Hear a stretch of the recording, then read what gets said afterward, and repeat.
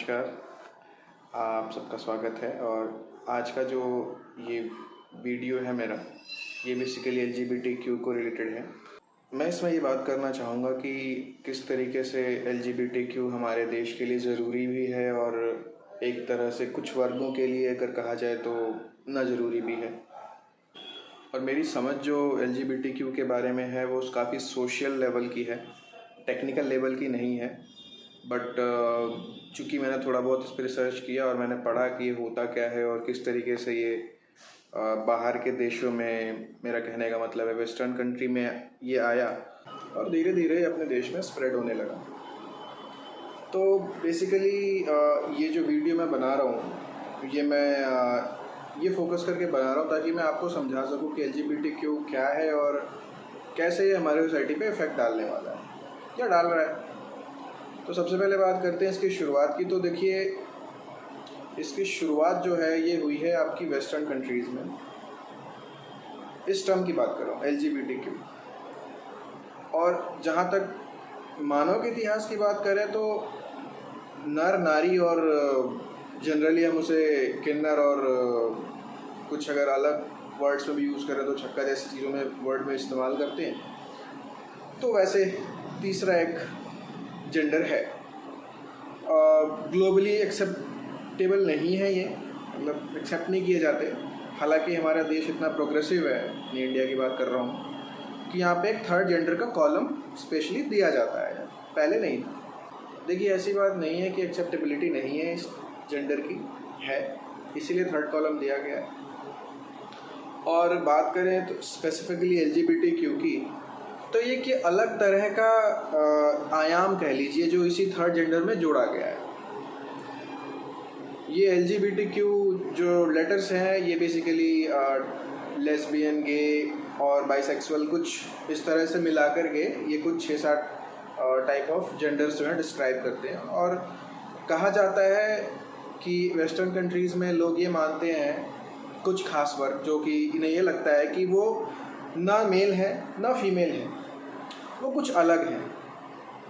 और चूँकि हम जानते हैं वेस्टर्न कंट्रीज़ में थोड़े ख्याल जो है वो आज़ाद होते हैं, आप कुछ भी सोच सकते हो, आपको हर चीज़ की फ्रीडम है, जो कि बहुत अच्छी चीज़ है।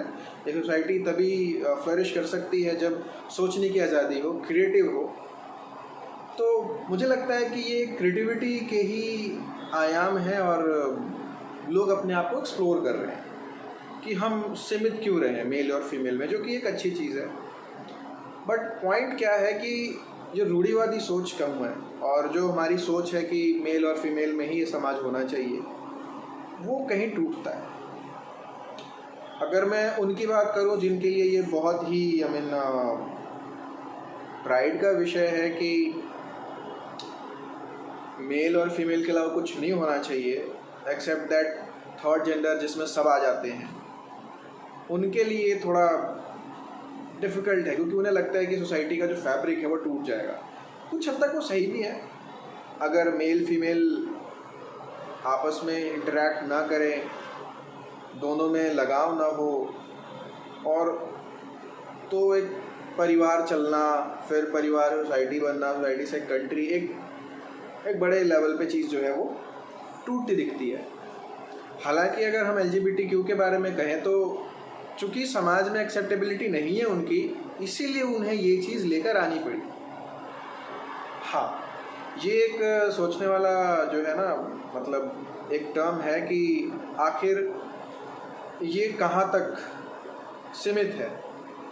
अभी तो ये कुछ 4-5-6 तरीक़ों से ही डिफ़ाइन करते हैं अपने आप को, जिसमें क्वेश्चनेबल भी है कि दे डोंट नो कि who they are. But still अगर देखा जाए तो एलजीबीटीक्यू कम्युनिटी की कुछ डिमांड्स हैं जो कि जायज़ हैं। बट जिस तरीके से ये चीज़ शुरू हुई थी और जिस तरीके से अब पहुंच गई है वो काफ़ी डिफरेंट है। मुझे लगता है कि वो अपना एम भूल चुके हैं और ये कहें कि थोड़ा डिस्ट्रैक्ट हो गए हैं। और चूँकि वेस्टर्न कंट्रीज़ में सच में थोड़ा डिस्क्रिमिनेशन ज़्यादा है, जैसे ब्लैक वाइट्स के बारे में आप सुनते ही होंगे, और ये भी सुना होगा कि अमेरिकन या वेस्टर्न जेल्स में एक स्पेशली ब्लैक कलर के जो पीपल्स हैं उनकी क्वांटिटी ज़्यादा है, मतलब परसेंटेज वाइज वो बहुत ज़्यादा वहाँ पे हैं और वाइट पीपल्स उतने नहीं। तो रेसिज्म है, और अगर कोई अपने आप को LGBTQ मानता है तो ऑब्वियसली उनको अच्छी नज़र से नहीं देखा जाता है। और जो चर्चेस के बारे में हमने सुना है, हिस्ट्री में पढ़ा है, थोड़े से वो सख्त होते हैं।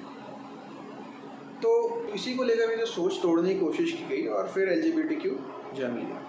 तो वेस्टर्न कंट्रीज़ में that is okay, they are okay with that. But जब भारत में बात करते हैं, इंडिया में जब आते हैं, तो चूँकि इंडिया का भी जो फैमिली सोशल फैब्रिक है, मतलब फैमिली वैल्यूज़, और ये चीज़ बहुत ज़्यादा स्ट्रॉन्ग है।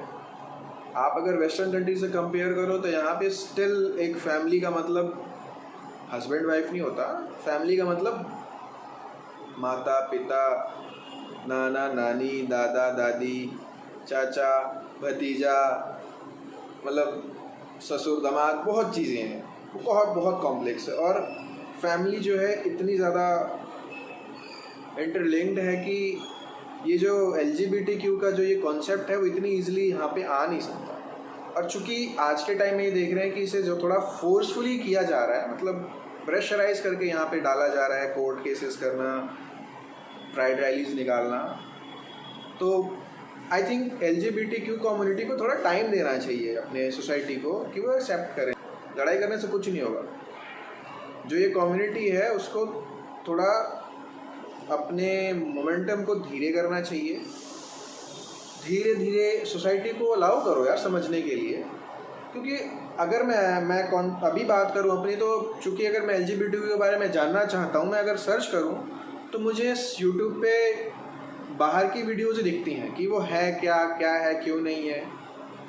तो चूँकि ये चीज़ बाहर से आई है तो इट्स गुड टू आप जहाँ से इसका ओरिजिन है वहाँ के बारे में जानो। तो अगर वहाँ के बारे में अगर आज आप देखते हो तो वो थोड़ी अच्छी इमेज नहीं देता कि वो क्या चीज़ है, थोड़ा वियर्ड सा लगता है। और चूँकि हरकतें भी उनकी ऐसी हो गई हैं तो देखने में थोड़ा अजीब लगता है। बट चूँकि ये सही चीज़ है, बट जिस तरीके से वेस्टर्न में इसका हाल हो चुका है वो देखकर इंडियन अगर किसी की बात करें जो यहाँ पे रहने वाला है, वो उसे नहीं लगेगा ये सही चीज़ है। इसीलिए मैं कहना चाह रहा हूँ कि अवेयरनेस फैलाइए, अपने लेवल पे फैलाइए, एज एन इंडियन पर्सपेक्टिव फैलाइए, ताकि यहाँ के लोग समझें, इस चीज़ को देख के डर ना जाए, है ना। और सोशल मीडिया पे बड़ी सारी चीज़ें मैं देखता हूँ कि अवेलेबल हैं, जैसे कि कुछ एक वीडियोज़ हैं मैं दिखाना चाहूँगा। आप देख सकते हो किस तरीके से मतलब चीज़ें हो रही हैं जो कि ठीक नहीं है।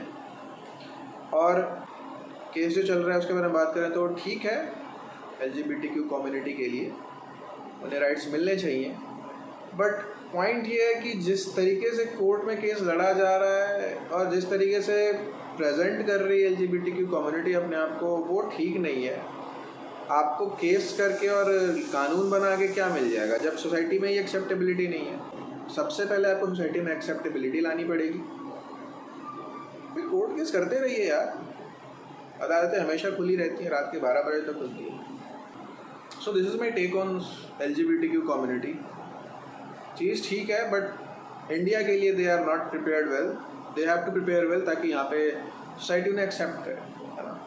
क्योंकि जो चीज़ें हमें पता चलती हैं कि वो क्या है फ्रॉम द वेस्टर्न थिंग्स, वो थोड़ा सा वियर्ड है यहाँ के लिए। So that's all. और फिर मैं कोई नए टॉपिक के साथ अगली बार नई वीडियो बनाऊँगा। लेकिन प्लीज़ मेरे चैनल को सब्सक्राइब कीजिए, लाइक कीजिए, और हो सके तो शेयर कीजिए अगर यूज़फुल है, और नहीं पसंद तो कमेंट कीजिए। सो टेक केयर गाइस, जय हिंद।